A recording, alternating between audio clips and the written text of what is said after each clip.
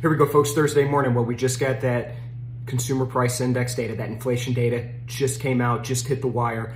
Hotter than expected, 7.5% year over year increase in inflation versus the 7.2% that they were expecting. So that's a big headline number. And it's the highest level of inflation that we've seen for a 40-year period.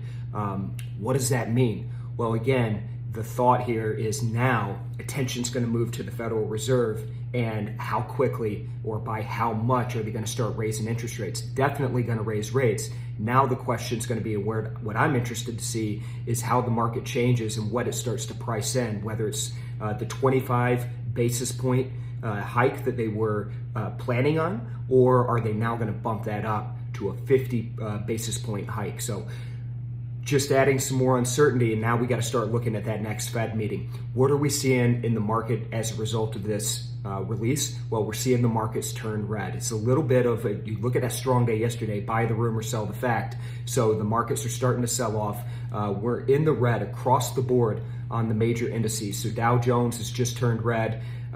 S&P is down just slightly. Nasdaq's down as well. Although, again, number just came out, so we're kind of bouncing all around right now. So could be a very interesting day in the markets as we try to find some footing. When we jump over to FX, seeing some dollar strength, again, you would expect that, right? You expect that the Fed's going to come in, going to start raising rates, maybe raising rates by 50 basis points. Dollar's starting to strengthen against this news. We've now got the euro that's broke below 1.14. It's a 1.13 handle on it.